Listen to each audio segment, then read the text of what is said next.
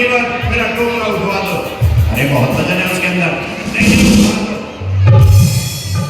अरे ना तुम पे ये उतारना आया और ना अब ये रखवाना आया। नहीं ज्यादा है, आप उठवा दो। इसके सारे भरपूर आपकी रसोई में लेकर जाऊंगा। अच्छा तो ठीक है, ये ले उठा।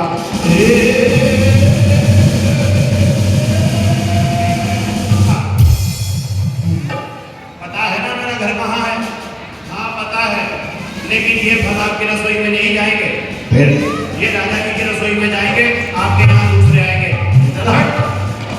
सामने को आई मालनिया रोटी ना लाई, सामने को आई मालनिया रोटी ना लाई। महाराज आपको एक ही समय पर एक नहीं दो दो तीन तीन सूचनाएं प्राप्त हुई हैं। पहले पुत्र रत्न, फिर चक्र रत्न और फिर आपके पिता श्री को केवल ज्ञान। चलिए महाराज अपने पुत्र के दर्शन कीजिए और उसके उपरांत अपने चक्ररत्न के दर्शन कीजिए और फिर आपके पिताश्री के समम शरण की ओर चलेंगे। नहीं मंत्री, पुत्र भी नश्वर है और चक्ररत्न भी नश्वर है। यदि संसार में शाश्वत है तो वो केवल और केवल ज्ञान है। अष्टमंगल द्रव्य के थाल सजाओ। पुत्र के दर्शन से पहले, चक्ररत्न के दर्शन से पहले मैं अपने पिताश्री के समम शरण में जाना चाहता हूँ, उनकी मंगल पूजन करना चाहता हूँ। आइए महाराज आइए, चलो चलिए, चलो चलिए समम शरण में, चलो चलिए, चलो चलिए, चलो चलिए समम शरण में, चलो चलिए। क्योंकि माता ने उन्हें आदेश दिया था कि खंड खंड में इस भूभाग को अखंड बनाओ और जिन कुरीतियों ने जन्म लिया है, हे भरत, उन कुरीतियों को दूर करो। बालकों पर हो रहे अत्याचार और महिलाओं पर हो रहे अत्याचार को दूर करो। महारानी, महारानी, इस समय मुझे दिग्विजय यात्रा के लिए निकलना होगा और मैं आपसे आशा करता हूँ कि मेरे जाने के उपरांत मेरे बंधु बांधवों का ध्यान आप उसी प्रकार रखेंगे जिस प्रकार मेरे समय पर रखी है। मुझे किसी प्रकार का शोक ना हो, इस प्रकार आप मुझे विश्वास दिलाइए। राजा जी, तनिक भी चिंता करने की आवश्यकता नहीं है।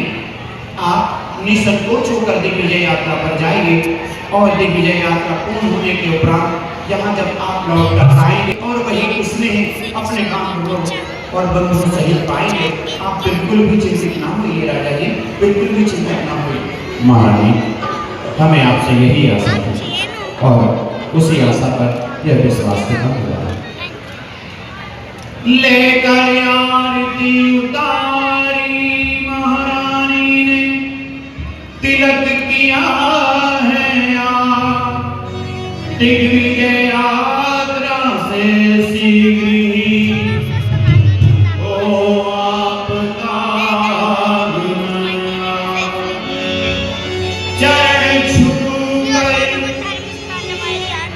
प्रणाम किया, लिया स्वामी का आशीष, सदा सदा ही बना रहे अपनों पर ये आशीष। चक्ररत्न साथ में, धर्म ध्वजा हाथ में,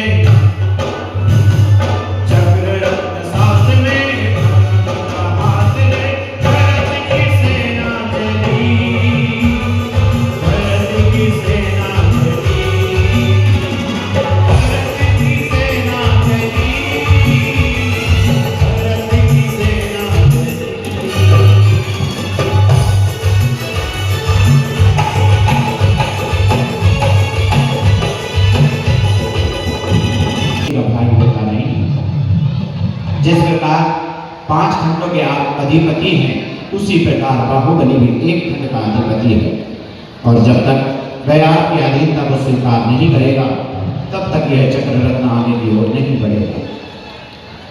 सुनो, बाहुबली सामान्य रूप से अधीनता को स्वीकार नहीं करेगा। कोई चतुर व्यक्ति ही वहां जाकर बाहुबली को समझा सकता है, क्योंकि शायद तुम्हें पता भी होगा कि बाहुबली और आप चरम शरीरी हैं।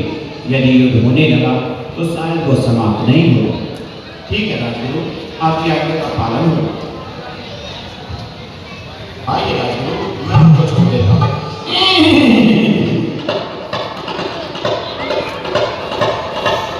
और महाराज भरत वापस अपनी सेना में आए और सेनाओं को आज्ञा दी कि यही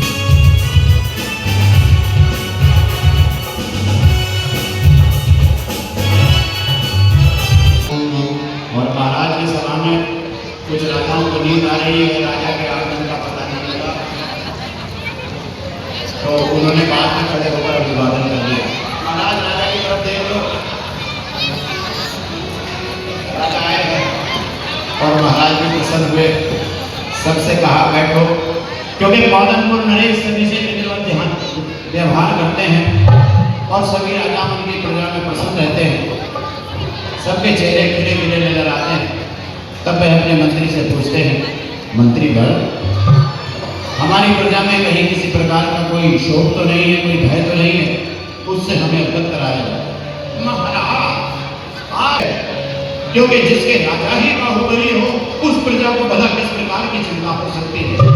यदि आपको विश्वास ना हो तो आपके सभा में उपस्थित इन महामंडलिक राजाओं से आप पूछ सकते हो, प्रत्येक राजा आपको अवगत करा सकता है।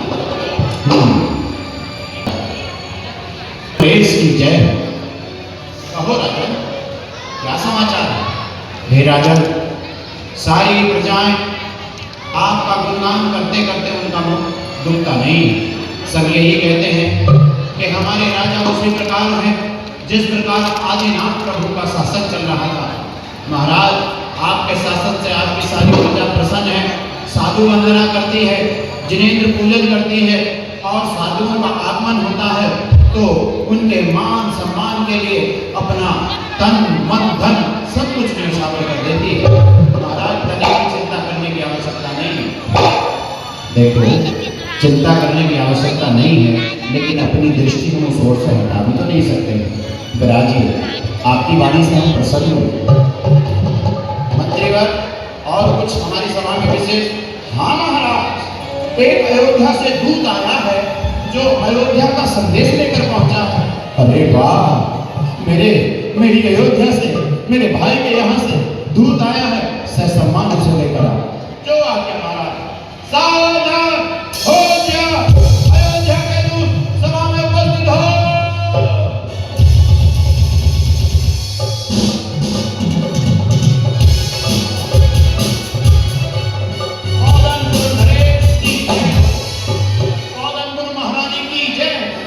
सभासद के सभी सदस्यों को मैं अपना प्रणाम निवेदित करता हूं। कहो दूतराज, कैसे आना हुआ? अयोध्या में सब कुशल प्रकार से तो है ना? हाँ महाराज, सब कुशल प्रकार से है। उस अयोध्या में भला क्या दुख हो सकता है? परंतु विशाल हृदय वाले हमारे महाराज भरत ने आपके लिए एक सुझाव भेजा है। मेरे लिए क्या सुझाव भेजा है? बताओ। महाराज, आपका छोटा सा राज्य है, ये शायद विकास उस स्थिति में नहीं कर पा रहा होगा जैसा आप सोच रहे होंगे। इसलिए महाराज, हमारे महाराज ने यह कहा है कि इस पौधनपुर का चहुमुखी विकास इस प्रकार से हो जाएगा यदि इस पौधनपुर की सीमाएं हमारी अयोध्या में मिल जाए। इस पहेली में कोई राज छिपा हुआ सुनाई देता है। ऐसा लगता है कि किसी बहाने से आप हमारे राज्य को हत्याने की चर्चा तो करने नहीं आए। नहीं महाराज, आपको विदित होगा हमारे महाराज की आयुशाला में चक्ररत्न की उत्पत्ति हुई है और उस उत्पत्ति होने का कारण एक ही है कि हमारे महाराज चक्रवर्ती बने। ये तो मैं भी चाहता हूँ कि हमारे भाई चक्रवर्ती बने। तो बस महाराज, सभी राजाओं ने एक एक आहुति दे दी है और 60,000 वर्षों तक ये दिग्विजय यात्रा चलती रहेगी। बस महाराज, एक आहुति आपकी शेष है। मेरी क्या करना है मुझे?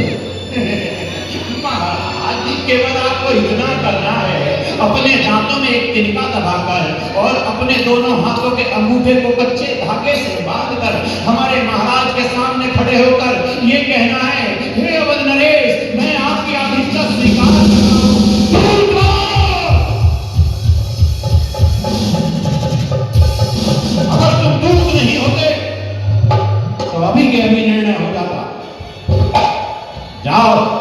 जाकर कह देना अपने महाराज से कि हम किसी की अधीनता स्वीकार नहीं करेंगे।